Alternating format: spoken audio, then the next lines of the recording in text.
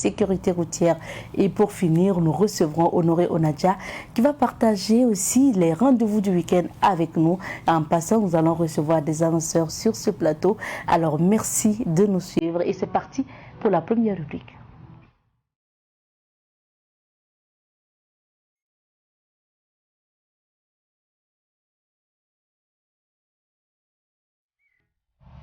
Et dans la rubrique à la découverte de cette semaine, nous vous invitons à la découverte d'une personnalité et de ses réalisations. Le riche et célèbre entrepreneur et homme d'affaires qui a marqué son temps des années 70 à 2010, feu El Hadj Oumarou Kananzoué. Rappelons qu'il est décédé le 19 octobre 2011 à l'âge de 84 ans. Nous lui rendons hommage 10 ans après à travers le rappel de son modèle économique, sa générosité, sa sagesse, ses réalisations également, sa famille, ses amis et ses collègues.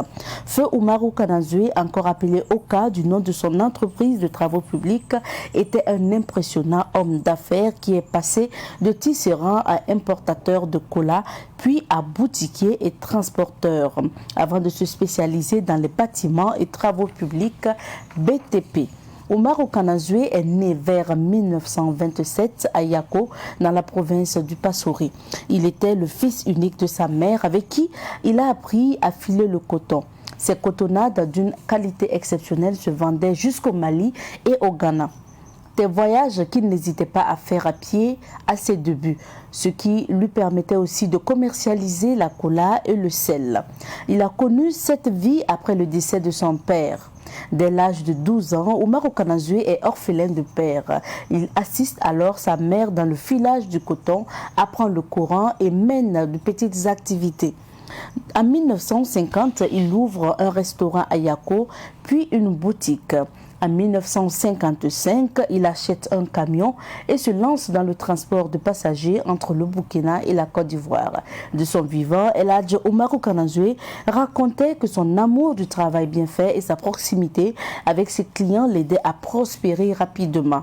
Vers 1965, Oumarou Kananzoué dispose d'un parc de plusieurs camions. C'est en 1973 qu'il fonde sa célèbre et prospère entreprise Oka, Oumarou Kananzoué. Cette entreprise se montre alors très active dans le domaine du bâtiment et dans les travaux publics et aménagements hydro-agricoles, surtout à la demande de l'État et de ses partenaires. Oka devient l'une des plus importantes entreprises du bâtiment en Haute-Volta, puis au Burkina Faso.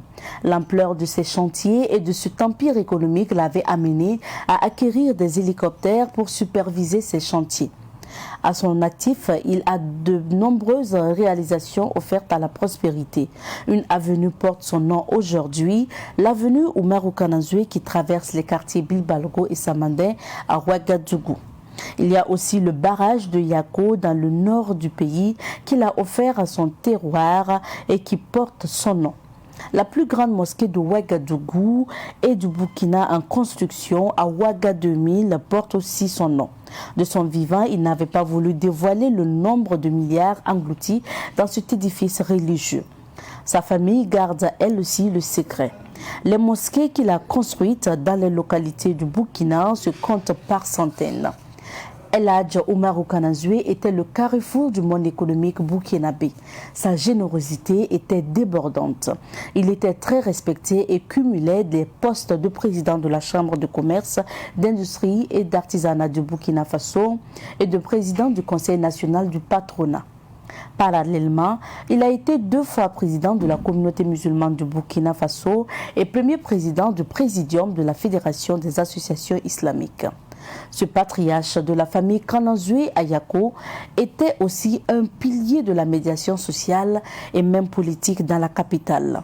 C'est pourquoi il a été fait commandeur de l'Ordre national en 2006 et grand officier de l'Ordre du mérite burkinabé en 2008. El Hadj Oumarou Kananzoué est parti d'une famille aux revenus modestes et polygames à Yako pour bâtir un empire économique. À son décès le 19 octobre 2011, Oka laissait derrière lui 4 enfants, 4 femmes, 30 enfants et 90 petits-fils. Son héritage professionnel et économique vaut aujourd'hui des dizaines d'entreprises créées par ses enfants et petits-fils. Les Burkinabés qui l'ont connu retiennent de lui le travailleur, le persévérant, le généreux, le rassembleur, le leader professionnel, associatif et religieux. Le 19 octobre prochain, cela fera 10 ans que Oumarou Kanazoué nous a quittés et l'équipe de Bonjour le Faso lui rend hommage à travers la rubrique À la découverte. Nous espérons que vous avez beaucoup appris concernant Oka ou encore Oumarou Kanazoué. Et puis, bien sûr, vous vous rappelez encore de ce monsieur très généreux, en tout cas connu des Burkinabés et de l'extérieur et de la sous-région pour ses affaires et puis, bien sûr, pour sa générosité. Repose encore en paix, feu El Hadj Oumarou Kanazoué et encore une pensée spéciale à sa famille et merci en tout cas pour les témoignages et merci au PDG pour ce film documentaire donc concernant Oumarou Kanazoué. Merci également à Abdoulaye Kinda pour ce montage tout au long de cette semaine concernant la rubrique À la découverte. Alors pour la suite, avant de retrouver El Hadj pour les informations, nous allons marquer une petite pause musicale. Aujourd'hui, nous sommes le 15 octobre 2021 et qui parle du 15 octobre parle bien sûr du 15 octobre 1987 marquant l'assassinat de Thomas Sankara. Nous allons vous inviter à déguster un clip qui parle de Thomas Sankara, donc avec la complicité de la réalisation.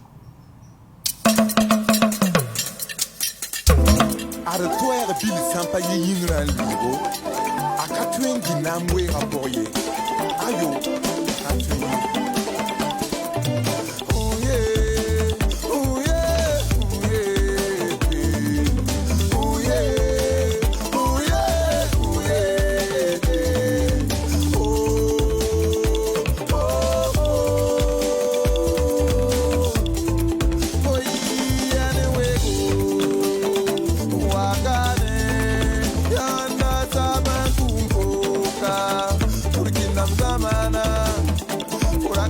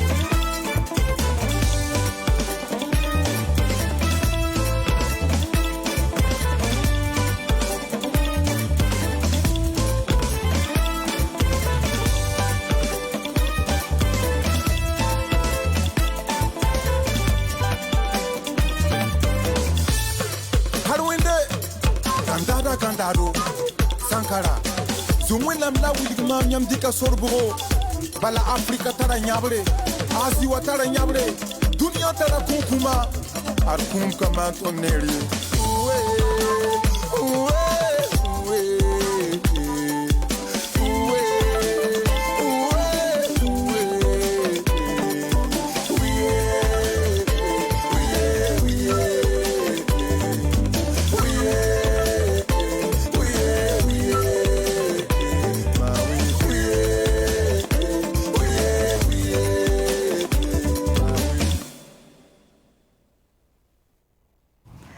Nous poursuivons avec cette émission et cette fois-ci, nous allons passer à la rubrique Revue de presse.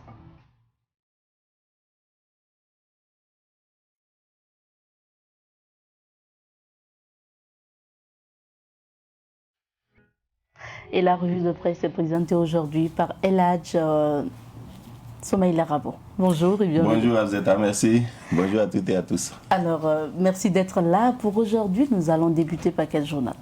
Nous commençons avec l'Express du Faso, qui vient de Bobo Dioulasso. Bobo Dioulasso, 3 maires d'arrondissement dans le collimateur de la justice. Dans la rubrique Autant le dit, Assise nationale sur l'éducation, c'est le moment ou jamais. Dans les dernières minutes, on peut lire, ils veulent fermer le marché et s'asseoir. Vrai ou faux, gestion du foncier, le gouvernement sort enfin les griffes. Roch lâche le ministère de la Défense. Et puis, abattoir frigorifique de Bobo, le DG et les 4 autres personnes en liberté provisoire. Lutte contre le Covid-19, des moyens roulants et des produits médicaux pour le Burkina. À la une du journal Le Quotidien, Jean-Hubert Bazi, ancien compagnon de lutte de Sankara, l'actualité a validé les choix de la révolution d'Où et donné raison à Thomas Sankara. Action de solidarité, la Chine vole au secours des déplacés internes. 27e édition FESPACO, les derniers réglages avant l'heure. Exploitation artisanale de l'or, il faut exploiter, mais il ne faut pas oublier l'agriculture familiale. À la une de l'Observateur Palga, ce vendredi 27e FESPACO, demain au Palais des Sports. Dans la rubrique Une lettre pour l'ail du ciné Regina au ciné Burkina, le général Semporé prend totalement la défense. Pourquoi Diengéré a comparu en treillis. Rendez-vous en appel pour au maïs et la CITAB.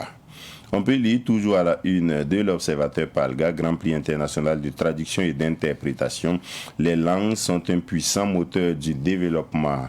Amadé Adama Soro. Et puis Front Populaire Ivoirien, le FPI, schisme consommé entre légitimistes et légalistes. Lutte contre le coronavirus, le G5 Sahel débarque du matériel médico-technique. Nous passons au journal Le Pays, commémoration du 34e anniversaire de l'assassinat de Thomas Sankara. Il est temps que les présumés coupables répondent de leurs actes. Mariam Sankara. Indépendance de la justice au Burkina. Si le dernier rempart de la société couvre ses propres démons, le désespoir sera complet, selon Youssoufou Ouedraogo. 27e édition du FESPACO. L'essentiel n'est pas de tenir l'événement, il faut aller au-delà. Promotion du genre, les femmes journalistes invitées à occuper des postes de responsabilité. Et puis FAIB, le Mauloud célébré dans la nuit de lundi à mardi, c'est-à-dire du 18 octobre au 19 octobre. Dans Popouri, congrès constitutif du nouveau parti de Laurent Gbagbo, une délégation des partis progressistes du Burkina Abidjan ce week-end. Actu Foot, mondial 2022 au Qatar, le classement des meilleurs buteurs en zone Afrique. Et puis on peut lire au-dessus de la manchette du journal Le Pays, Hassan Ouerem, le droit et la confiance sont les moteurs des relations humaines. Présidence du Faso, le général Aimé Barthélemy Semporé, nommé ministre de la Défense et des anciens combattants. Aujourd'hui au Faso, général Aimé Barthélemy Semporé, nommé ministre de la Défense, la grande inflexion de Roch. Région de l'Est, libération des agents de santé et de leurs chauffeurs enlevés sur l'axe Diapaga-Fada. Sonabel Paspanga dans le Noir du 13 au 14 octobre. Et puis circulation de Ouaga de l'arme à la plume de l'officier de police Moumouni Koudougou. Mort du chef local du groupe État islamique en Afrique de l'Ouest, coup dur pour les mais vigilance tout de même. Coopération sino-burkinabé du matériel de plus de 711 millions au profit des déplacés internes de la part donc de la Chine. Et puis pour terminer, production de la patate douce, une spéculation qui fait recette au Faso. Merci. Retour sur quelques sujets d'actualité. Nous sommes le 15 octobre et on ne peut pas passer sous silence cette date. Oui, vous savez, le 15 octobre aussi, c'est la journée internationale de la femme rurale. Et cette année, c'est à Zignaré que c'est marqué. Et chaque année, comme ça coïncide avec l'anniversaire de la disparition du père de la Révolution, c'est totalement noyé. C'est en tout cas au Burkina une date qui passe parfois inaperçue. Sinon, c'est le jour aussi où les femmes rurales sont célébrées et sont à célébrer. Pour ce qui est du 15 octobre, concernant la disparition du président Thomas Sankara, on peut lire aujourd'hui une interview de Jean-Hubert Bazier dans le journal Le Quotidien. On peut lire aussi le message de Mariam Sankara, l'épouse du président Thomas Sankara, dans les différents canards. Et pour ce qui est de Mariam Sankara, essentiellement, c'est un message de remerciement. À partir du moment où ça coïncide avec la tenue du procès, tant attendu depuis une vingtaine d'années maintenant, parce qu'il faut compter à partir de 1997, quand la plainte a été déposée. Et elle regrette au passage dans son message que le tribunal n'ait pas autorisé l'enregistrement de tout le procès et ou la retransmission en direct à la radio et à la télévision d'un procès qu'elle voulait pédagogique pour que ça ne se répète plus ni au Burkina, ni en Afrique, ni ailleurs, surtout quand il s'agit de présidents qui sont vraiment dévoués à la cause de leur peuple. Pour Jean-Hubert Bazier, c'est assez clair. Jean-Hubert Bazier a été très proche de Thomas Sankara.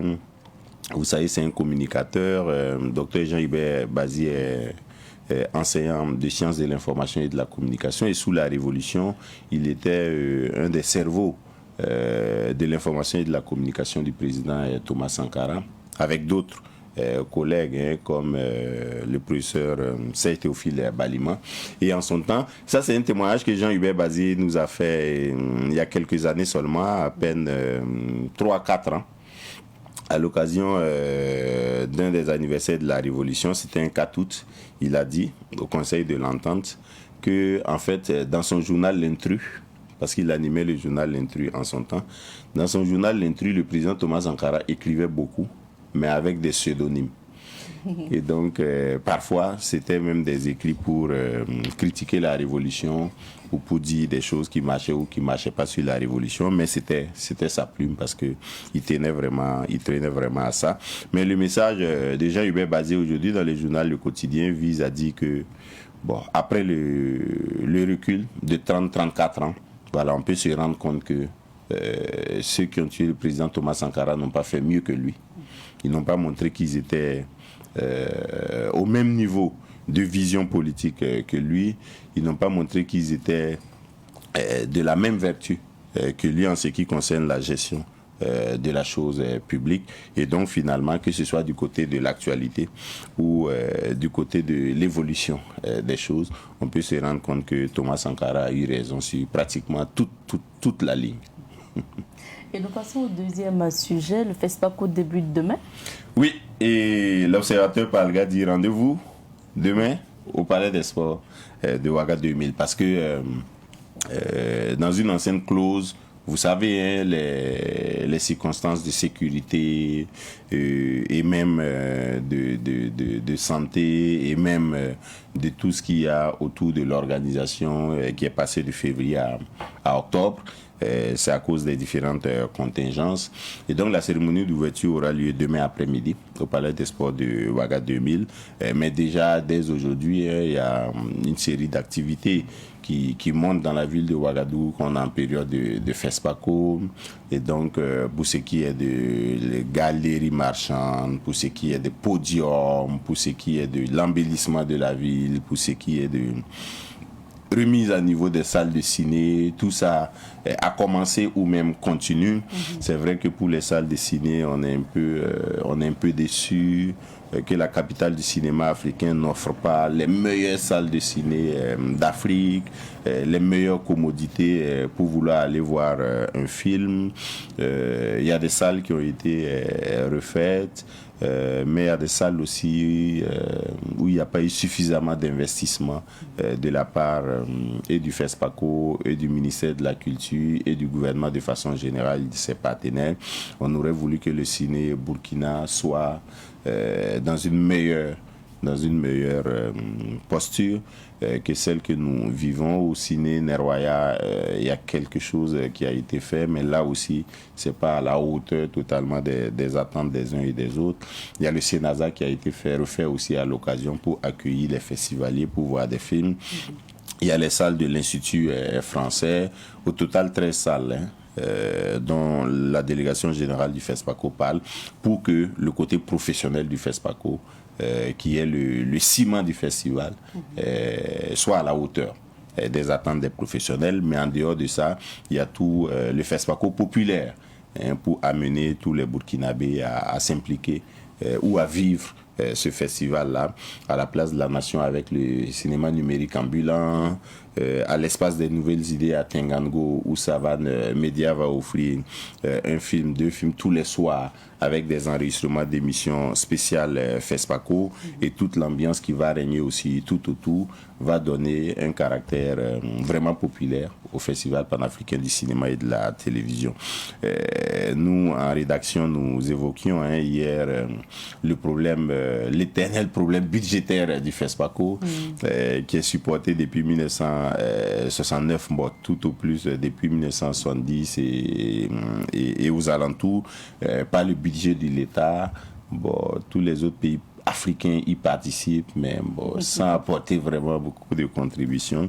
Ça handicape quelque part le festival. Mais le délégué général Moussa Alex Sawadou, il demande de voir au-delà, de regarder les ambitions de l'Afrique, de regarder les valeurs que l'Afrique promeut, de regarder la passion du cinéma des Africains et des cinéastes africains et de la diaspora. C'est ça qui est essentiel comme valeur dans le FESPACO. D'ailleurs, le thème évoque ça.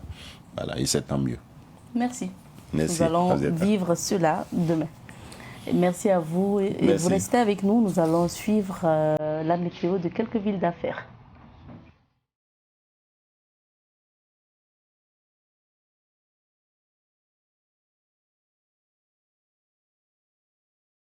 La société IP+ vous offre la météo des affaires.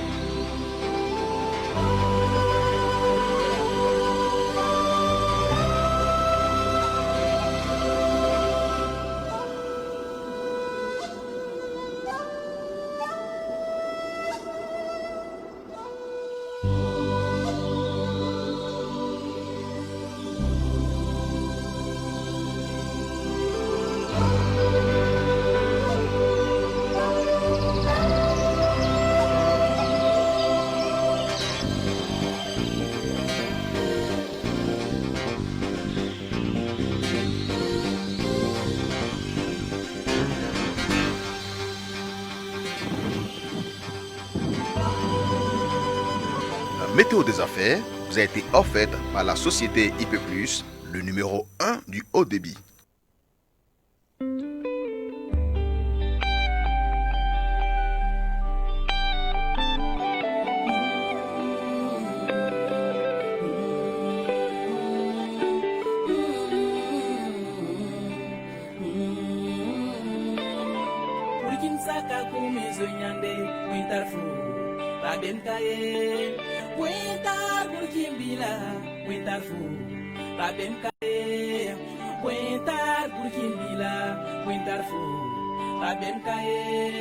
Contre la ferrure humiliante, il y a 2000 ans, la rapace est venue, de loin les a servis, il y a 100 ans. Contre la cynique Mali, c'est métamorphosé à néocolonialisme et ses bêtises servant logo. Beaucoup flanchaient, certains résistaient, mais les essais, les succès, la sueur, le sang ont fortifié notre peuple. Courageux et fertiliser sa lutte héroïque. Et une seule nuit à rassembler en est l'histoire de tout un peuple. Et une seule nuit à déclencher sa marche triomphale. Vers l'horizon du beau bonheur, une seule nuit à réconcilier notre peuple avec tout le peuple du monde, à la conquête de la liberté et du progrès. La patrie ou la mort, nous vaincrons. La patrie. Nous poursuivons avec cette émission et nous recevons d'autres invités sur ce plateau, des invités de la maison, puisque nous sommes avec le directeur général de Savane Média, M. Charles May Abissi. Bonjour et bienvenue, DG. Bonjour, Absita. Merci, c'est un plaisir de vous avoir sur notre plateau. Mais je suis très heureux d'être sur votre plateau. Alors, vous n'êtes pas seul, vous êtes venu avec la Koulibaly Mousso. C'est comme ça que certains l'appellent, Denise Koulibaly, journaliste, présentatrice à Savane Média. Bonjour. Bienvenue. Bonjour Abzeta, comment ça va? Ça va bien. Merci d'être là. Si vous êtes là, c'est parce qu'on va parler du FESPACO, mais le FESPACO de Savane. Maison. Alors déjà, pourquoi une idée comme ça? Alors une idée comme ça parce que depuis 2012, nous avions lancé une idée donc, pour la promotion des films dits sur support numérique, donc qui avait à un moment donné le vent en poupe. Et nous avons baptisé ce festival-là Festival Écran à ciel ouvert, donc FECO. Le festival Écran à ciel ouvert, c'est un rendez-vous pour la promotion donc, du cinéma, on va dire low budget, à petit budget, produit donc, notamment par les Burkinabés, les cinéastes burkinabés, les réalisateurs, et puis de faire en sorte aussi que le cinéma populaire aille justement vers les populations donc des périphéries et des localités environnantes. Le festival Écran à ciel ouvert, c'est aussi une sorte d'école de formation, donc on appelait l'Académie du FECO, où on réunissait donc des professionnels pour partager leur expérience avec des plus jeunes, voilà, donc sur des formations de certains métiers, par exemple le montage, les effets spéciaux et beaucoup de choses de ce type-là, donc l'écriture. Ouais. Alors, il se fait que depuis quelques années avec la maladie, donc la crise sanitaire, ça n'a pas pu se faire et exactement comme le FESPACO, nous avons toujours dit que le FECO, c'était le petit FESPACO. Oui. Voilà, donc nous allons faire partager justement, mais spécifiquement cette fois-ci, dans la zone donc de Garguin, Tengandogo, oui. Voilà, donc sur notre site. Vous savez que nous avons l'espace qui s'appelle l'espace des nouvelles idées, donc qui est justement un studio de tournage et en même temps il y a une résidence d'écriture. Hein. Donc il y a plusieurs décors possibles là-bas sur place. Et c'est en perspective une école d'application au métier du cinéma. Okay. C'est un espace vraiment assez spécial. Ceux qui ont l'habitude d'aller à Sapone le voient d'habitude. Bon, voilà. Donc c'est là-bas que ça va se passer. Visible, voilà. Mais cette fois-ci, cette année, il n'y aura pas d'académie. Voilà. Nous allons nous concentrer sur la fête, les projections, et puis bien entendu donc un plateau télé. Voilà, je pense que c'est par Denise. Exactement. Le salon du FESPACO. Oui. Nous allons parler de ce salon. Alors Denise, c'est quoi un peu l'idée de cette émission et quels sont aussi les profils des invités de cette émission? Ok, merci Abzeta. Quand on parle du salon du FESPACO, c'est en fait un cadre que l'on offre à tous ces festivaliers qui nous viennent d'ailleurs pour nous parler de leurs films, mais également du cinéma dans leur pays. Parce qu'on dit qu'aujourd'hui, Ouagadougou, c'est la capitale du cinéma africain. Quoi qu'on dise, on voit également nos productions sont en train de baisser. Et pourquoi ne pas prendre graine avec les autres pays qui sont en train de vraiment aller de l'avant avec le cinéma. Donc c'est un cadre où on aura des échanges avec les professionnels du cinéma. Nous allons présenter également les hommes de l'ombre. Et dans cette émission, il y a plusieurs rubriques. Et on va parler d'actualité, bien sûr. Qu'est-ce qui se passe en salle de ciné et quelles sont les activités qui sont autour du FESPACO. Et l'autre chose aussi pour cette émission, le salon du FESPACO, c'est que nous allons recevoir, par exemple, le pays invité d'honneur qui est le Sénégal cette année. Et pour les dames qui aiment suivre Maîtresse d'un homme marié sur Canal, il faut savoir également qu'il y a pas mal d'acteurs qui sont là. Avec les Celebrity Days, donc on aura des acteurs sur notre plateau télé et aussi l'autre série télé qui s'appelle Madame Monsieur.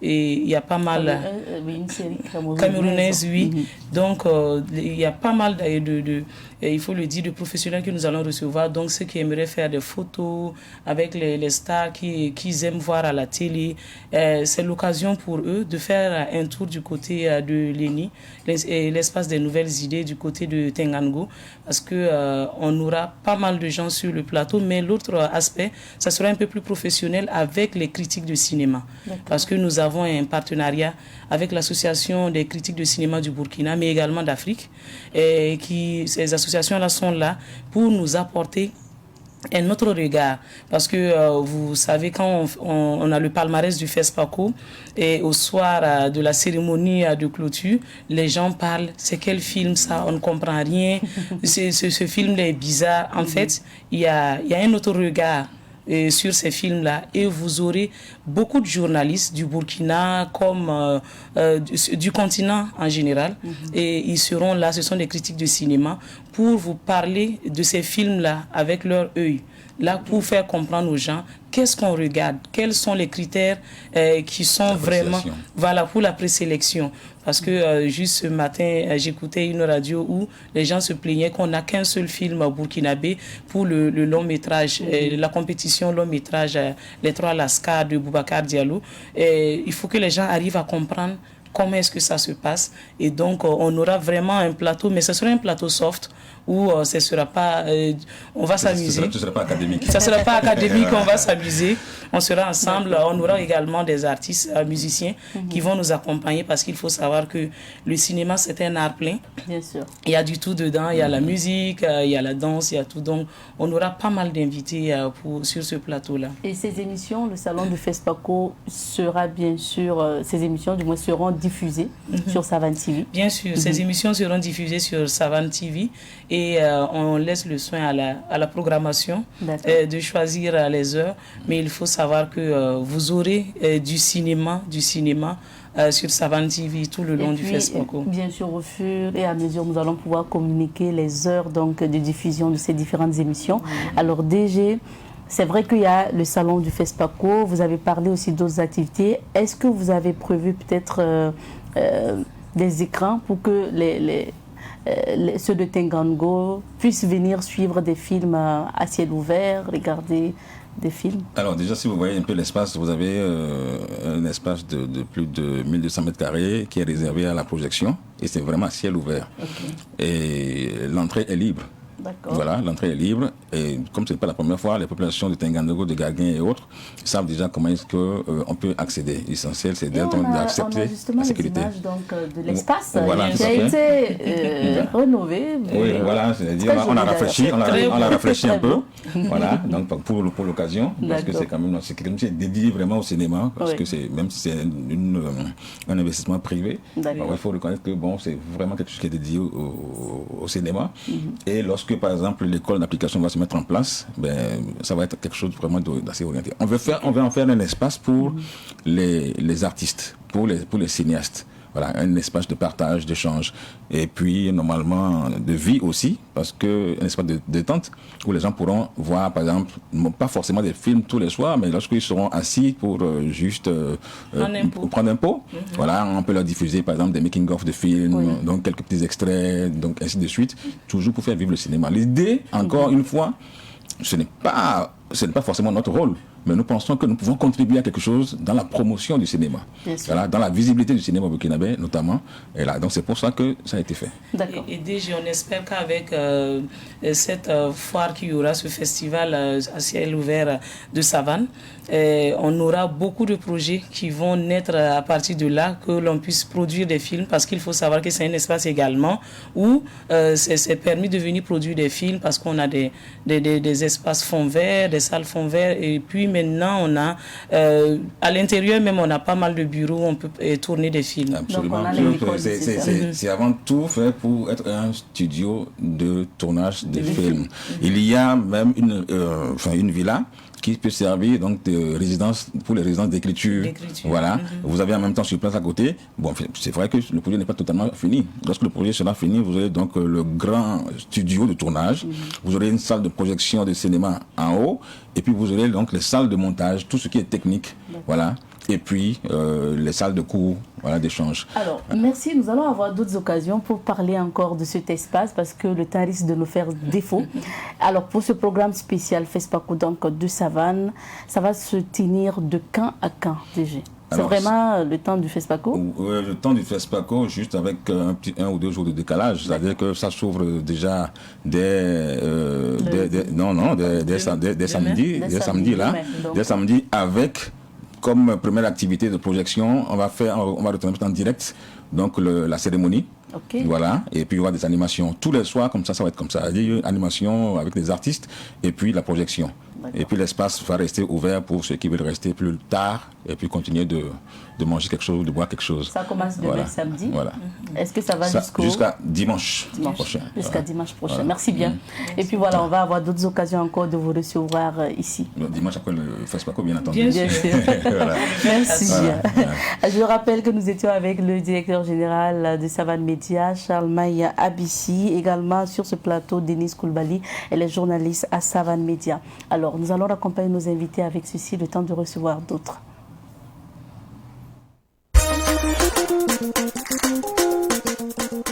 Ma mère chérie, depuis Paris, Michel Vesti. Ça comme moi, El Diamante, le Diamantais, Ivan Shérif, la panthère noire.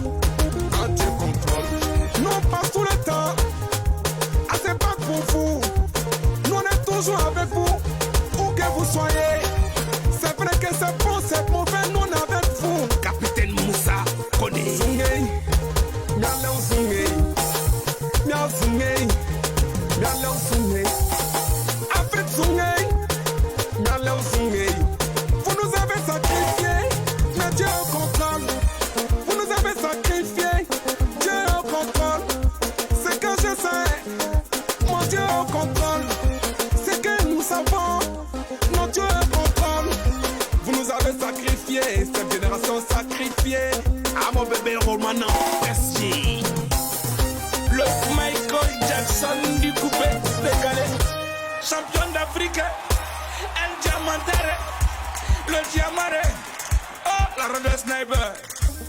dans mon casque, un peu le volume. Son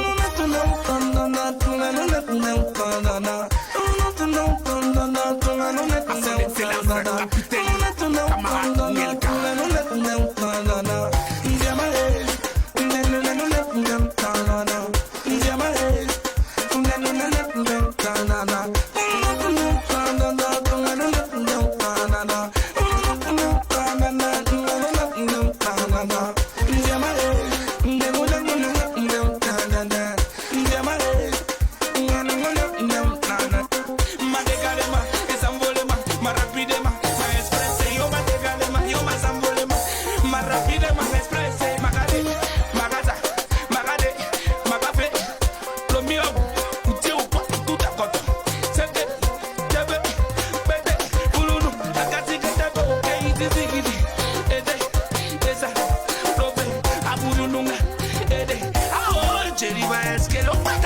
Petit c'est tu as porté quoi et puis tu nous fatigues la même. Y'a porté bâche. Hey, tu as porté bâche non? Non, y'a porté rafes. Rapesso, basso, c'est même pas même là. C'est le vieux qui va te draguer. Kama Andrea de Zimbabwe. Mama Eliana.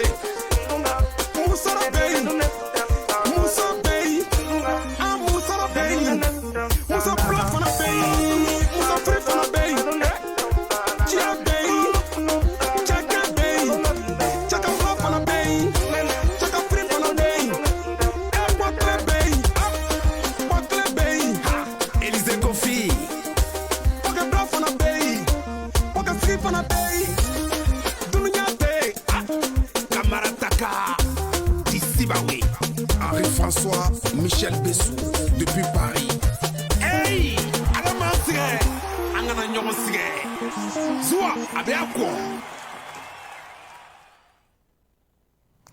Et pour la suite de cette émission, comme chaque vendredi, vous avez droit à votre chronique sécurité routière avec le moniteur Ezekiel Ouedraogo, virgule, et on le retrouve juste derrière.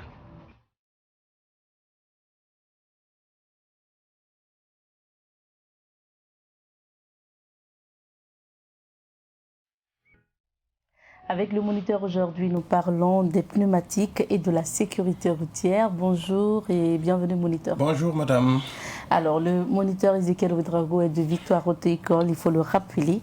Moniteur, dites-nous quelle est l'influence de la pneumatique dans la sécurité des autos et des motos. Très bien, et bonjour à vous tous également qui nous suivez. Vous êtes tous des usagers de la route et vous êtes conscients des accidents qui surviennent régulièrement sur nos routes. Donc c'est de l'actualité, tout le monde sait qu'il faut être vigilant pour échapper à un accident. Les accidents donc sont de la monnaie courante dans nos villes, dans nos villages. Alors je ne vous apprends rien. Ce matin, nous allons parler donc de la responsabilité des pneus dans plusieurs accidents où on a perdu beaucoup de gens. Avant, regardez cette vidéo.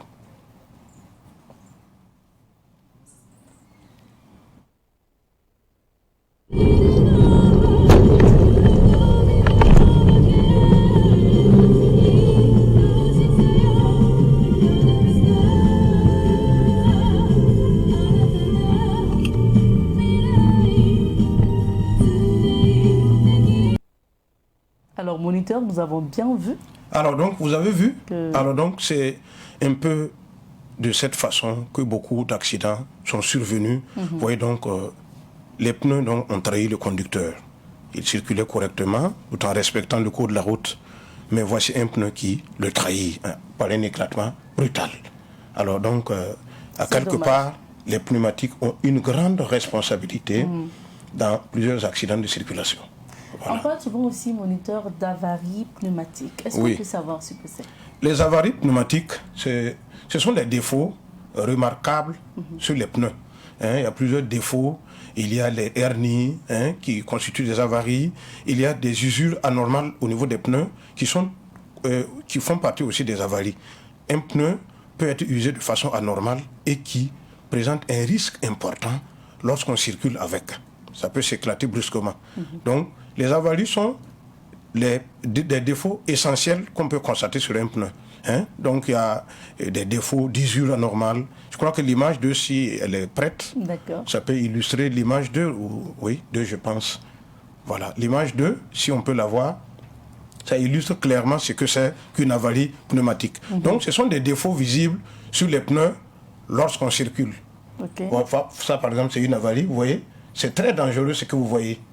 En matière de circulation, lorsque le pneu s'échauffe, à ce niveau, ça peut s'éclater. Donc, voici une avarie. L'image 2, si on peut la voir. Oui, c'est l'image 3. D'accord. L'image 3 également. L'image 3, si donc, on peut la voir. Ça, c'est un exemple d'avarie. Vous voyez, regardez par exemple. Tout ça sont des défauts, sont des avaries. Chez nous, là, on dit que c'est lisse. Le pneu, là, est devenu lisse. Donc, vous voyez, ce sont des défauts. Et ces pneus-là peuvent vous lâcher lorsque vous êtes engagé dans la circulation et lorsque vous avez un trajet important effectué. Vous savez qu'il y a des gens qui roulent souvent avec leur pneu complètement... Bon, en fait, ce qui est encerclé là, tout le pneu est carrément comme ça. Complètement usé, lisse, bien sûr. Alors donc, ça cause beaucoup d'accidents, c'est clair. Donc, les pneumatiques, lorsqu'ils sont mal entretenus, attendez-vous à des surprises lorsque vous êtes en train d'effectuer un déplacement. C'est important. Comme on parle de pneumatique, il y a à côté aussi la pression de gonflage. Est-ce que la pression de gonflage aussi peut influencer ou influer la sécurité des pneus ou des autos et motos? Très bien. C'est clair, bien sûr, qu'un pneu mal gonflé présente un risque élevé d'accident lorsque vous circulez. C'est assez clair. Un pneu sous-gonflé ou surgonflé présente toujours un risque d'éclatement en cours d'un déplacement routier. C'est important. La pression de gonflage doit être ajustée. Malheureusement, et le constat que j'ai pu faire au Burkina ici, surtout, les automobilistes, tout ce qu'ils savent, c'est leur clé et le volant. Voilà. Aucun souci de l'état de leurs pneus. Voilà. Et ça, on va dire que c'est le rôle du mécanicien. Bon, vous voyez, ou du garagiste. Ce qui n'est pas le cas. L'usager a quand même un rôle, puisqu'il y a des défauts visibles à l'œil nu. Est-ce que c'est le mécano qui va venir découvrir ça pour vous? Vous avez quand même le temps d'observer l'état de vos pneus. Ça, c'est important. La pression de gonflage, ce n'est pas le mécano qui va venir prendre ça à la maison, aller à la station pour vérifier la pression de gonflage. Si la pression de gonflage vous trahit en cours de route, vous voyez, c'est dommage. Un contrôle de 5 minutes vous garantit donc une sécurité au niveau des pneumatiques. Alors, moniteur, ce qu'on remarque souvent quand on parle de pression de gonflage, souvent pour les motos, tu peux gonfler le pneu de ta moto et après tu roules et tu sens que ça change souvent de trajectoire. Est-ce que ça veut dire que c'est trop gonflé ou bien c'est pas bien? Quand c'est surgonflé, on a l'impression que c'est crevé. Quand c'est surgonflé, on a l'impression que c'est crevé. On ne sent pas vraiment l'amortissement puisque les pneumatiques, la pression est ajustée pour qu'on sente du confort lorsqu'on circule avec sa moto ou bien lorsqu'on est en voiture. Et ça compromet le freinage. Et également, ça compromet l'état du pneu, puisque c'est surgonflé. La pression est déjà calibrée depuis l'usine, qui doit être respectée au niveau des motos comme au niveau des voitures. Voilà, malheureusement, pour la question de pression de gonflage, au Burkina, ce n'est pas évident. Personne ne se soucie de ça. Et ça fait régulièrement des accidents. On continue à déplorer ces accidents-là parce que rien n'est fait. Et ce n'est pas la faute à personne, c'est la faute des usagers. Voilà, parce que l'usager, ce n'est pas son problème. On se demande, moniteur, à quel moment on doit vérifier le gonflage ou la pression de ces pneus? Alors, je vois qu'on a la direction des transports qui a révisé un peu le code, ajusté un peu le code et a déjà des nouvelles diapos et de mécanique qu'on vient d'insérer. Donc parmi les diapos du code qu'on voit, ça c'est déjà quand même remarquable, c'est déjà bien. Et la mécanique, à quel moment vérifier la pression de ces pneus? La diapo dit que à chaque mois ou encore à chaque passage chez le garagiste. Moi j'ajoute que à chaque déplacement important. Si vous avez un déplacement important, avant d'effectuer le déplacement, passez à la station sur le vulcanisateur pour qu'il vérifie la pression de gonflage des roues de votre voiture, pour garantir votre sécurité dans le déplacement. C'est important. C'est juste un geste simple. C'est juste se rappeler que les pneus peuvent vous trahir. La pression de gonflage peut vous trahir lorsque vous êtes engagé dans la circulation. D'accord, donc il faut faire attention. Ah oui, il faut faire attention. Hein. Donc, à chaque déplacement important, oui, veuillez passer chez le vulcanisateur pour qu'il vérifie et réinitialiser la pression de gonflage de votre véhicule. Bon, est-ce que pour la réinitialisation, par exemple, de cette pression des pneus-là, oui, est-ce que c'est facile? Comment faire justement pour bien gonfler ou bien donner une bonne pression? Ah, vous voulez avoir une idée? Oui. Alors, très bien. Chaque marque, chaque modèle, comprenez, chaque modèle de véhicule, je ne parle pas de la marque même d'abord, le modèle là, dans la marque là, et les fabricants ont recommandé des pressions prescrites pour chaque véhicule selon la charge transportée. Malheureusement, ce n'est pas respecté au Burkina. Sinon, chaque modèle de véhicule a ses pressions prescrites depuis l'usine qui doivent être respectées. Aujourd'hui, au Burkina, par exemple, tous les vulcanisateurs, dans toutes les stations, quand vous allez avec votre voiture, automatiquement, c'est 3 barres à l'arrière et 2,5 à l'avant. C'est comme ça que tout le monde fait, sans respecter. Alors que chaque véhicule sort avec cette précision. Voilà, cette précision. Bon, ça, c'est pour les véhicules, mais pour les motos... Bon, pour une moto... Ça passe comme ça. Oui, pour une moto, généralement, je ne sais pas comment... Il faut toucher, voir. Oui, il faut toucher, voir est-ce que la pression... on a une bonne pression ou pas. Et beaucoup de fois, vous allez voir chez les vulcanisateurs, ils n'ont même pas... Leur appareil même ne fonctionne plus. Voilà, donc il faut toucher, voir s'il y a de l'air ou pas. C'est ça. Voilà un peu comment ça se passe au niveau des motos. Vous pouvez encore vous rappeler de mécanos qui ont eu à pomper peut-être les pneus ou les chambres à air et puis jusqu'à ce que ça s'éclate. Voilà, parce qu'il n'y a pas de mesure exacte. Il faut gonfler seulement. D'accord. Voilà. Alors, quelque part aussi, moniteur, est-ce que nos routes aussi n'ont pas de l'influence sur l'état de nos pneumatiques? Bien sûr. Et les pneus, et je rappelle ici, pour ce qui est de notre pays, au Burkina ici, on a un souci avec les pneus parce qu'on n'a pas de route. Vous pouvez témoigner avec moi que chaque jour que Dieu vous donne de circuler, vous pouvez passer 20 à 30 km de parcours sur les routes non bitumées, où il y a assez de trous, il y a assez d'obstacles, des cailloux. C'est ça qui attaque les pneus et souvent qui forme des hernies. Beaucoup de défauts au niveau des pneus sont dus à l'état de la route. Il y a assez de surprises. Vu l'état de nos routes, je ne vous apprends rien, vous êtes témoin. Donc, l'état de la route influence l'état des pneumatiques. Ça les affecte mal. Et ça cause beaucoup d'accidents aussi. Donc, au Burkina, chausser sa voiture avec des pneus neufs, c'est bien. Mais combien peuvent s'acheter des pneus neufs régulièrement pour les chausser leur voiture? Donc, on se contente des pneus dits au revoir la France. Alors, qui beaucoup nous trahissent aussi. Donc, on doit faire attention aux pneumatiques. D'accord. Vous voyez, cette hernie que vous voyez là. Ça, il faut aller. Oui, ça c'est un pneu à remplacer. Ça, c'est un pneu à remplacer. À remplacer tout simplement. Ah oui, à remplacer. Il faut aller remplacer ce pneu-là. Vous voyagez avec ça, ça va éclater comme la vidéo que vous venez de voir. Donc, c'est dangereux. D'accord. Voilà. Il faut que les usagers soient conscients. Vous voyez, par exemple, ce défaut-là. On ne doit pas continuer à circuler avec ça. Dans un déplacement important, ça vous lâche. Et vous et vos passagers, voilà. Qu'est-ce qui va se passer après? C'est dommage. Voilà. Alors, moniteur, on a parlé de surgonflage. Quand c'est trop, c'est un problème. Mais quand c'est moins, de sous-gonflage? Oui, le sous-gonflage, justement, en fait, le problème du sous-gonflage est important. Vous voyez, ce témoin là, regardez. Ce témoin indiqué là.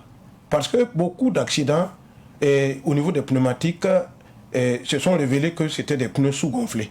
Donc ça peut se dégonfler brutalement. Alors, c'est pourquoi les fabricants, depuis l'usine, ils ont décidé de placer un voyant. C'est ce que vous voyez là. Donc la plupart des voitures vendues au Burkina sont équipées de ces témoins que vous voyez. Au cas où il y a une roue, au moins qui est dégonflée, sous-gonflée, qui n'est pas à la pression normale, ce témoin s'affiche. Voilà, il va s'afficher. Et je profite aussi de rappeler que sur beaucoup de voitures, ils ont réinitialisé la pression et le témoin reste allumé parce que la pression n'a pas respecté les recommandations du fabricant. Voilà. Parce qu'on a tout simplement gonflé 3 barres à l'arrière, 2,5 à l'avant. Pour certains véhicules, ce témoin va toujours s'afficher parce que la pression n'est pas exacte. Voilà, donc voilà. Il faut faire attention. Oui. Est-ce que quand on parle de pneumatique moniteur, c'est forcément une affaire de spécialiste ou bien le conducteur du véhicule doit quand même avoir une notion? Bien sûr. Comme je suis en train de m'exprimer, je parle surtout à l'intention des automobilistes. Vous, en tant que conducteur, vous devez être conscient du rôle des pneus dans votre sécurité. Vous voyez, par exemple, ici, c'est un véhicule qui roule normalement. sur la voie la plus à droite. Pendant ce temps, un pneu le trahit. Donc, c'est quoi? Le conducteur, certainement, il n'a pas eu le temps d'observer et de voir qu'il y a un défaut au niveau des pneus. Soit la pression de gonflage ou encore des défauts remarquables sur les pneus. Il n'en a pas pris en compte. Et voilà ce qui lui est arrivé. Un accident grave. Vous voyez là? Voilà, donc les pneus... il faut contrôler. Ce n'est pas forcément l'affaire du spécialiste. Pas forcément, non. Quand on est conducteur d'un véhicule. Le conducteur a un premier rôle d'observer tout ce qu'il peut voir à l'œil nu. Et généralement, pour les pneus, c'est simple. Tout ce qui est défaut est visible à l'œil nu. D'accord. Voilà. Et même tout ce qui est défaut est visible à l'œil nu. Donc, vous ne devez pas lésiner dessus. Vous prenez note et vous changez ces pneus-là qui vous exposent. Et ça, c'est plus simple. Regardez si ça va, si on trouve quelque chose d'anormal, on part maintenant voir le spécialiste. Le spécialiste qui peut vous dire, voilà ce qu'il faut faire. Voilà, donc, c'est d'abord le rôle du conducteur. Vous avez un premier rôle. Ne roulez pas seulement parce que, dans tous les cas, vous avez dans votre tête, là, j'ai un bon garagiste. Non, c'est vous d'abord. Alors, moi, quand vous parlez comme ça, moi, je souhaite aussi qu'on fasse souvent aussi référence à ceux qui roulent à moto, parce que un pneu aussi de moto qui rencontre des difficultés aussi peut causer des problèmes. Absolument. On peut vérifier aussi les pneus de moto. Oui, effectivement, les pneus de moto également. Et vous voyez qu'au fur et à mesure, les pneus tubeless sont venus au niveau des motos, où il y a beaucoup de motos qui n'ont plus de chambre à air. C'est ça. Voilà. Ah oui, beaucoup de motos aujourd'hui, on voit, parce que la chambre à air a présenté beaucoup de faiblesses, donc les fabricants sont en train de l'abandonner progressivement. Donc au niveau des pneus de moto, c'est également important de réinitialiser, vérifier régulièrement la pression de gonflage. Pour une question de sécurité. Ou le produit. Oui, ou le produit, parce que voilà, aujourd'hui il y a des produits pour l'étanchéité au niveau des pneus. Ça se vérifie. Et l'usager doit être conscient. C'est en fait un problème d'usager d'abord. La sécurité routière, c'est d'abord l'affaire de l'usager. Ce n'est pas l'affaire d'une autorité. Et qu'il faut comprendre, tant que les usagers ne sont pas prêts pour changer de comportement, il n'y aura aucun résultat. Les accidents vont continuer à augmenter, c'est comme ça. Vous voyez, je parle de pneumatiques. Il y a des gens qui sont assis dans leur salon, ils regardent. Alors, et finalement, on s'élève, toujours les mêmes habitudes. Donc, ne soyez pas étonnés qu'il y ait des pneus qui éclatent dans certains cas et qu'on déplore les morts. Voilà. C'est ce qu'il faut savoir. Alors, moniteur, on sait que Victoire Auto-École donne des cours de pneumatique. Qu'est-ce que vous pouvez nous dire? Absolument. Vous voyez, comme je l'ai dit, Victoire Auto-École reste une auto-école de référence au Burkina ici. Voilà. Donc, nous sommes leaders. Pour le moment, nous sommes leaders, mais et notre leadership, on va conserver ce leadership-là. Nous avons intégré les cours de mécanique. Nous n'avons pas attendu qu'une autorité nous impose. Nous sommes conscients de la nécessité de ces cours-là pour tous nos élèves. Donc, vous donnez des cours de pneumatique, tout est détaillé. Lors de nos cours, tout est détaillé pour que nos élèves qui passent dans toutes nos différentes agences-là puissent être bien outillés pour contribuer à la sécurité routière au Burkina Faso ici. Merci, moniteur. Voilà. L'exercice du jour, rapidement. Voilà, l'exercice du jour va consister à la révision des pneumatiques. Cette semaine-là, la révision des pneumatiques pour tous les usagers, que ce soit moto, voiture, vélo également. Et ceux qui n'ont pas de cric, vous n'avez pas de cric dans votre coffre, il n'y a pas de clé de roue aussi. Ou encore, il y a des écrous qui sont foirés. Sur vos roues, vous n'avez pas changé. C'est dangereux. D'accord. Voilà. On a compris, moniteur. On va regarder tout ça et puis voilà, essayer d'arranger s'il y a quelque chose qui ne va pas. Merci, moniteur. Et puis on passe le bonjour à toute l'équipe de Victoire Auto-École, en commençant bien sûr par M. Dipama. Merci bien. Et puis voilà, moniteur, nous allons vous raccompagner avec ça.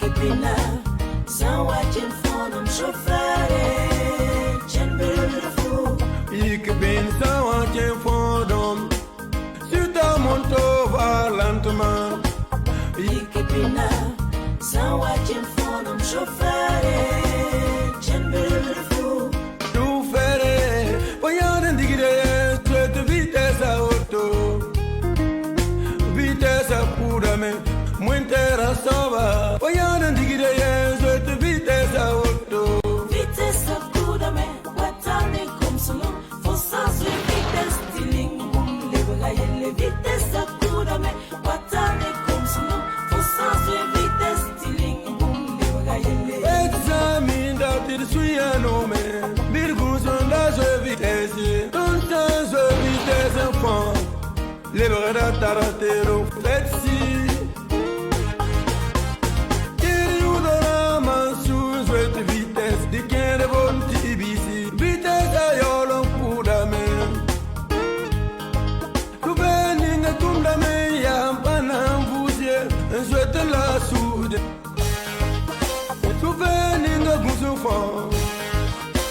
La gouze men la oui courre Bilu bilu tita ne la vie Bogo bogo tinanta men Ik ben zo'n fondom Yeah, ik ben zo'n fondom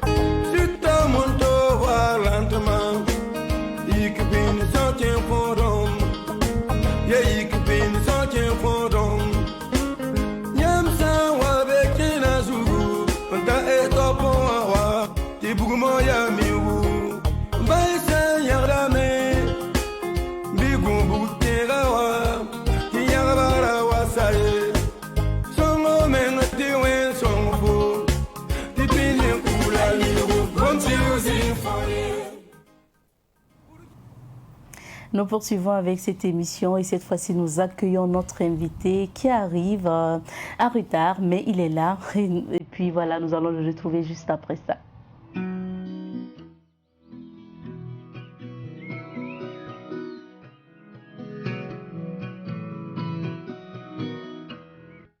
Aujourd'hui, nous recevons le président du Conseil national de la jeunesse, M. Moumouni Diala. Il est notre invité de ce jour. Bonjour et bienvenue. Bonjour, madame. Merci d'être sur notre plateau. Avec vous, nous parlons du Forum national des jeunes qui s'est tenu du 7 au 9 octobre dernier. C'était à Koudougou. Mais avant de parler de ce forum, une question d'actualité pour commencer. Nous sommes le 15 octobre aujourd'hui. 15 octobre qui marque l'anniversaire de l'assassinat du capitaine Thomas Sankara. Qu'est-ce que cette date représente pour vous? Il faut dire que ce 15 octobre est une date historique pour l'ensemble des Burkinabés en général et surtout la jeunesse burkinabé parce que c'est la date de l'assassinat de notre inspirateur, le guide de la nation burkinabé, le capitaine Thomas Sankara, qui malgré son décès continue d'inspirer et de faire rêver toute une jeunesse au-delà du Burkina Faso, le continent africain. Donc pour nous, c'est un moment d'introspection, c'est un moment donc de rêve et de regret profond que cet homme soit parti aussitôt pour n'avoir pas donc d'une manière ou d'une autre achever donc la mission que le peuple a voulu qu'il achève. Mais que cela ne tienne, le plus important, c'est que Sankara a fait de très bons actes. Il a fait un très bon mandat en 4 ans qui aujourd'hui, à travers son comportement et ses actes, continue d'inspirer et de faire naître donc des milliers et des milliers de Sankara à travers le monde. Et cette année, la commémoration du 15 octobre est particulière quand on sait qu'il y a le procès qui est ouvert, même si ouvert le 11 dernier, ce procès a été renvoyé le 25 prochain. Mais quand même, avec l'ouverture de ce procès, il y a un changement. Quelles sont vos attentes de ce procès? Bon, pas nos attentes à ce procès, mais c'est-à-dire que l'attente de l'ensemble donc des Burkinabés à ce procès, comme vous le savez bien, tout procès a besoin de la lumière, et après lumière, il y a justice qui sera rendue, et on souhaite que ce soit un procès qui va suivre les normes, qui va être dans le cadre juridique, qui ne sera pas entassé donc par des regards ou des emprises politiques. C'est le plus important pour qu'on en finisse une bonne fois avec ce dossier, parce que ça a assez traîné. Tous les jours, on revient là-dessus et chaque année, il y a des tentatives d'ouverture de procès. On espère que cette fois-ci sera la bonne ouverture, sera le bon procès pour que l'ensemble des Burkinabés puissent être tranquille et que Sankara puisse rester aussi en paix dans sa tombe. Parlons maintenant du Forum national de la jeunesse, ou le Forum national des jeunes qui s'est tenu du 7 au 9 octobre dernier, c'était à Koudougou. Quel bilan faites-vous de votre participation à cette édition? Oui, contrairement aux éditions passées, on dit que ce forum a quand même réussi, parce que toutes les activités programmées à ce forum ont été exécutées. Okay. Et deuxièmement, la période importante, c'était la discussion avec l'ensemble du gouvernement du Burkina Faso et les jeunes, y compris le chef de l'État lui-même, qui a été un temps de discussion sans langue de bois, et surtout sans tabou. Et je peux dire que c'est la première fois que les autorités burkinabées se prêtent donc à cet exercice aussi profond et complexe. Et donc la jeunesse dans sa globalité a remercié les autorités et espère que cela va être pérennisé. Et la chose là qui nous a beaucoup tiqué, c'est que le chef du gouvernement, le Premier ministre, a décidé, séance tenante, que cela soit institué pour que chaque 2 ans, on puisse se retrouver entre le gouvernement et les jeunes, d'une part, mais aussi avec les partenaires techniques, pour discuter de fond en comble sur les préoccupations et les questions de jeunesse. Et même le chef de l'État lui-même est revenu là-dessus et a demandé que le prochain forum, que toute une journée soit consacrée pour les discussions avec les ministres, et également que toute une journée aussi lui soit consacrée pour discuter franchement donc avec la jeunesse burkinabé. Et je pense que petit à petit, Oiseau fera son nid, parce que là où on est en train d'aller, à une autre forme de gouvernance, à une autre forme d'échange avec les jeunes pour construire le pays, et je pense que c'est ça le plus important. Il faut qu'il y ait ce genre de discussion. Et nous, en tant que jeunes, pour le moment, on est satisfait donc de l'organisation du forum et du contenu donc des échanges qui ont été menés à l'issue de ce forum. Tout ce que nous attendons, c'est la mise en œuvre des recommandations, parce que c'est la partie la plus importante. Une chose est de parler, mais une autre chose est d'exécuter ce qu'on dit. Et lors de l'ouverture en face du Premier ministre Christophe Dabiré, vous avez demandé la diversification de la coopération militaire, notamment pour mieux faire face au terrorisme. Alors, qu'est-ce qui vous amène à demander cela? Qu'est-ce qui ne marche pas actuellement selon vous?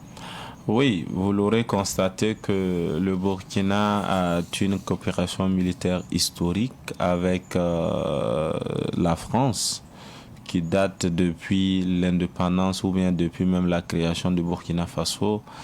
Et quand on regarde après plus de centaines d'années de cette coopération, Aujourd'hui, on n'est pas à mesure, bien sûr, à partir de la création du Burkina, on n'est pas à mesure de dire, de donner des résultats probants, des résultats satisfaisants donc de cette coopération.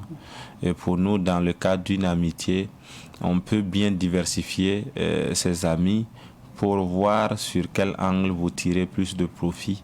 Parce qu'à cette allure, on reste qu'avec la seule coopération qui ne favorise pas le travail et qui ne permet pas au Burkina de faire face donc à la situation actuelle qui est l'insécurité. Et donc pour moi, il est important que le Burkina explore d'autres pistes et cherche d'autres partenaires à mesure donc de les accompagner plus que les anciens amis. Mais vous pointez du doigt la France. Est-ce que c'est la France qui doit venir garantir la sécurité du Burkina Faso et l'armée de chez nous? Il faut dire que dans le monde, aucun pays n'a pu survivre seul ou travailler seul. Tous les pays travaillent ensemble, tous les pays collaborent. Et même quand vous regardez, peut-être que la France, pour sa sécurité, pour la sécurité du territoire français, pourrait avoir ou a des coopérations militaires avec d'autres pays. Et s'il y a des pays qui n'ont pas d'armée, qui ont la sécurité, c'est des options dans la vie. Si le Burkina Faso veut bien coopérer avec d'autres pays en matière militaire pour avoir des fruits, il faudra la diversifier. C'est vrai que l'armée burkinabé est là, mais au regard de la situation, nous avons besoin de soutien d'autres personnes, d'autres pays, pour faire face donc au contexte, pour faire face donc à la situation. Cela ne veut pas dire que cette coopération va permettre le remplacement des militaires burkinabés au profit d'autres militaires, mais c'est de renforcer déjà la logistique militaire déjà existante, les hommes déjà sur le terrain, pour faire face donc à la situation qui prévaut actuellement au Sahel. Est-ce que vous pensez, comme aujourd'hui le clament certains jeunes Maliens, qu'il faut aller à la collaboration avec la société privée russe Wagner? Je pense que le Burkinabé, surtout, a commencé par le chef de l'État, le ministre de la Défense, le chef d'état-major des armées, et l'ensemble donc des acteurs qui interviennent dans le domaine de la sécurité sauront comment choisir le partenaire qui pourrait nous arranger. Et le plus important dans ces cas de figure, il y a des analyses qui sont faites, il y a des études qui sont faites, il y a des informations qui sont prises avant donc d'opérer le choix. On n'opère pas le choix avant de commanditer un certain nombre d'études ou d'avoir un certain nombre d'informations. Et ils sont mieux habilités, ils sont des hommes du domaine, ils sauront voir pourquoi pas avec d'autres puissances qui n'est pas la Russie. La Russie n'est pas la seule puissance au monde. Si la Russie est la meilleure, qu'on prenne la Russie. Mais ce que nous voulons, c'est la sécurité pour la population, c'est la sécurité pour les jeunes, c'est l'intégrité du territoire. Revenons au thème de ce forum qui était rôle et responsabilité de la jeunesse dans l'édification d'une nation unie, prospère et émergente dans un contexte de lutte contre l'insécurité. Qu'est-ce qu'il faut comprendre par ce thème selon vous? Oui, il faut dire qu'on a voulu avoir le point de vue de la jeunesse sur comment on consolide notre nation en termes de développement, parce que vous savez, le Burkina Faso fait 77% des populations. Si la jeunesse n'est pas au premier plan des chantiers de développement, il serait difficile. C'est pourquoi il a été greffé, le thème central a été réconciliation nationale au Burkina Faso, rôle et place de la jeunesse, pour que la jeunesse puisse donner sa lecture, son point de vue sur le processus de réconciliation en cours. Et je pense que ce débat a été mené. Et notre souhait, ce n'est pas avoir une réconciliation arrangée entre hommes politiques pour que chacun occupe sa place dans le temps. Mais c'est une réconciliation qui puisse permettre au Burkina de prospérer, d'avancer, d'être unis à jamais pour le développement du pays. C'est pourquoi l'interrogation était importante et que le point de vue de la jeunesse doit compter désormais dans les chantiers prioritaires, dans les questions prioritaires donc, de notre nation. On sait que concernant la question de la réconciliation nationale, vous avez demandé le retour des exilés politiques et le président Roch Marc Christian Kaboré a répondu en disant qu'il n'empêchait pas les exilés de rentrer et que tous ceux, pour parler des exilés politiques qui désiraient rentrer et revenir au Burkina Faso, pouvaient revenir et qu'il était même favorable et il les a d'ailleurs invités donc à revenir. Tout à fait. Il faut rappeler que dans ce forum, il y a eu la présence de toutes les sensibilités, de toutes les composantes, c'est-à-dire la jeunesse rurale, la jeunesse urbaine, la jeunesse périurbaine, la jeunesse estudiantine, la jeunesse diaspora, la jeunesse vivant en politique. Et dans la jeunesse vivant en politique, vous avez celle de la majorité et celle de l'opposition APMP. Et donc, dans ça, dans les recommandations, ça a été par travaux de groupe et chaque composante a pu donc faire proposer les recommandations donc qu'ils souhaitent. Et dans le groupe APMP, CEFOP, ils ont demandé donc le retour donc des exilés politiques. Et en réponse, le chef de l'État a fait comprendre qu'il n'a jamais empêché quelqu'un de rentrer. Et donc, c'est pour dire que vous comprenez combien de fois la jeunesse, au-delà donc des petites questions, s'intéresse donc aux grandes préoccupations de la nation.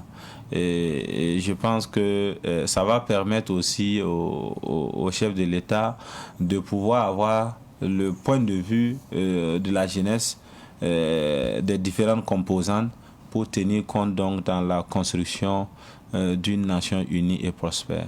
Et l'un des acquis de ce forum, c'est l'augmentation du budget du Conseil national de la jeunesse qui passe à 50 millions de francs CFA. Dites-nous, qu'est-ce que cette somme va vous permettre de faire, de réaliser? Non, il faut dire que les structures comme le Conseil sont des structures qui travaillent dans le cadre de la République, qui travaillent pour le développement du pays. C'est vrai, c'est du bénévolat, mais le bénévolat s'arrête où les moyens même du travail permettent de mettre en œuvre le travail. Okay?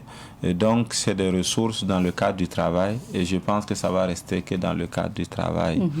Et ça permettra au Conseil de mener un certain nombre d'activités qu'il ne pouvait pas mener et aussi d'être plus à l'écoute de la jeunesse parce que c'est là aussi important quand vous êtes une représentation nationale des jeunes et que vous ne pouvez pas être à l'écoute des jeunes pour faute peut-être du nécessaire. Je pense que cela aussi n'est pas important.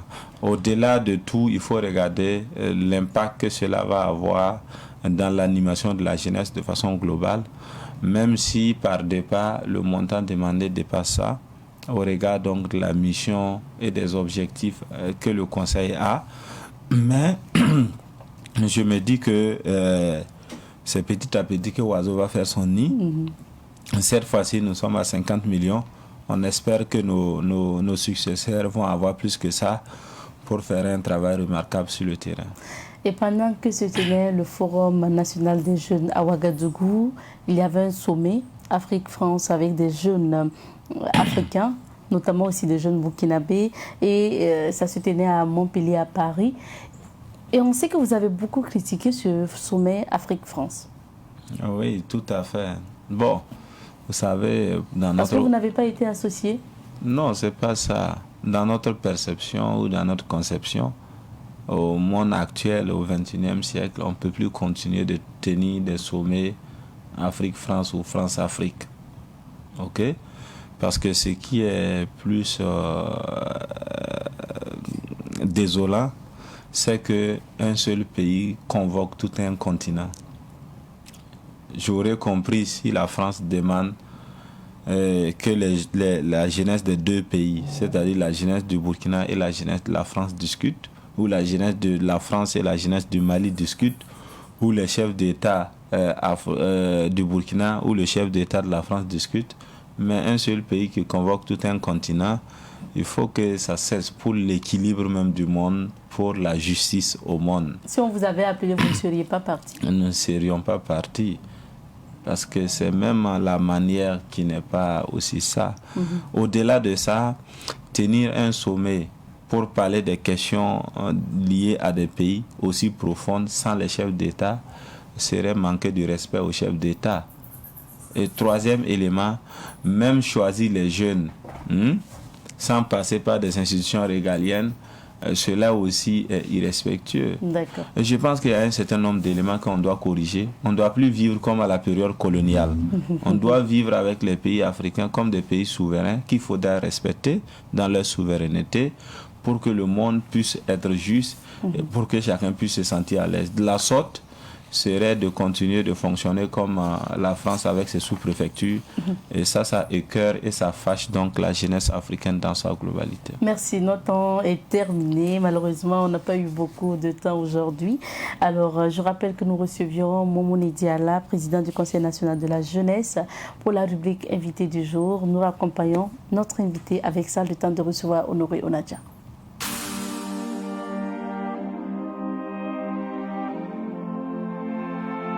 NM Company,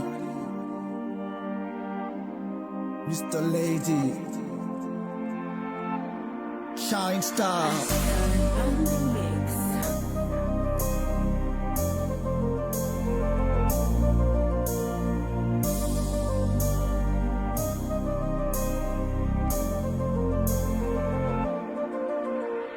Never when they song do, la basiti liye.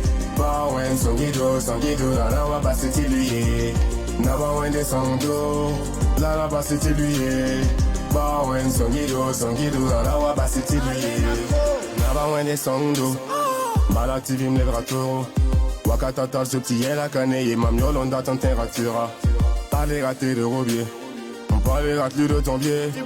Data zo masil gram data le rien qu'on vient data iPhone on Pine sangoria tia toro. Parole villa data wardora. Wardoyon non les bras tant pitou ma tifo 115 ans dans wa salon info. Data vous sommes là acte te par mi mi na miel men ka lebe ton zugun lig da bala lat san data ne panga. Dawa libre ni assimilé. À présent, nous allons retrouver Honoré Onadja pour les rendez-vous du week-end.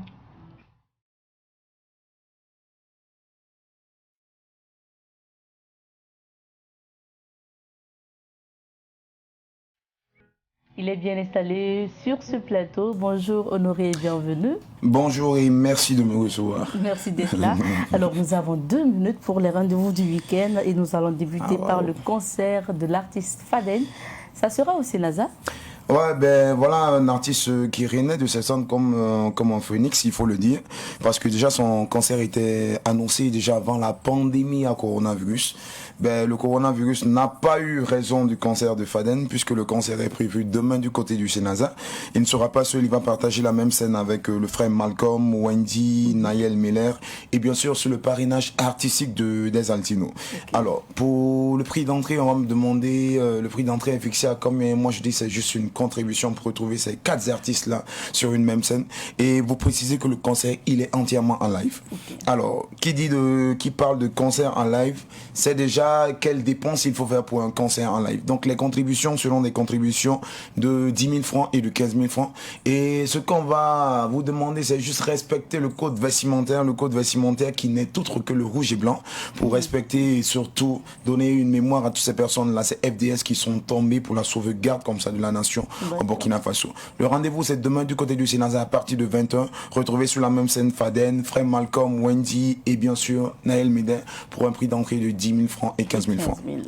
Maintenant, le programme de l'Institut français. Ben, l'Institut français, on va juste parler d'un café-concert. Un café-concert avec un artiste pas des moindres, un artiste vraiment qui est méconnu du public burkinabé, mais un artiste qui a la musique depuis la tendre enfance, qui est bercé depuis sa tendre enfance, parce que ce gars-là est né d'une lignée de chanteurs et de griots. Celui-là que j'annonce n'est autre que celui-là qu'on appelle affectueusement Nabiga Congo. C'est ce dernier qui va se produire du côté de l'Institut français aujourd'hui, déjà du côté de l'Institut français, précisément à la cafette, à partir de 19h. L'entrée, elle est libre et gratuite. Et la meilleure manière de soutenir la musique là, c'est de faire le déplacement pour vivre pleinement. Et les programmes de chez nous, Honoré? Ben, les programmes de Savane, c'est comme à l'accoutumée. C'est vrai qu'aujourd'hui, nous fêtons l'anniversaire de l'assassinat de Thomas Sankara, c'est vrai, le 15 octobre. Et dans cette logique-là, Savane n'est pas parti loin. On s'installe dans cette savane. On a décidé de mettre en valeur une de ces phrases qu'il avait l'habitude de prononcer. Il prônait comme ça le consommant local. Alors, Savane n'est pas allé loin pour les téléspectateurs et bien sûr pour les auditeurs de Savane FM. Demain, à partir de 8h, vous aurez votre émission que vous aimez tant, qui n'est autre que Savane et que 100 minutes pour comprendre. Dans cette émission, nous allons parler rien que du consommant local. Comment tout un chacun de nous pouvons faire pour consommer local.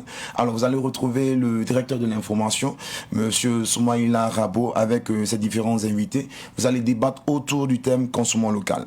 En dehors de cela, le dimanche, nous vous donnons rendez-vous avec Kambo Bebe Kodjo pour son émission 7 jours dans la savane, dans laquelle vous aurez la rétrospective des actualités qui ont marqué cette semaine.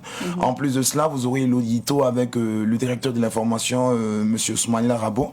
En plus de cela, vous aurez encore cette rubrique-là, ça fait débat. Dans ça fait débat, on va débattre sur un sujet donné avec plus d'invités pour vous donner encore plus de précisions sur un sujet donné. Alors, ne dit-on pas qu'on est vraiment à la, je peux dire, à quelques pas de la 27e édition du FESPACO.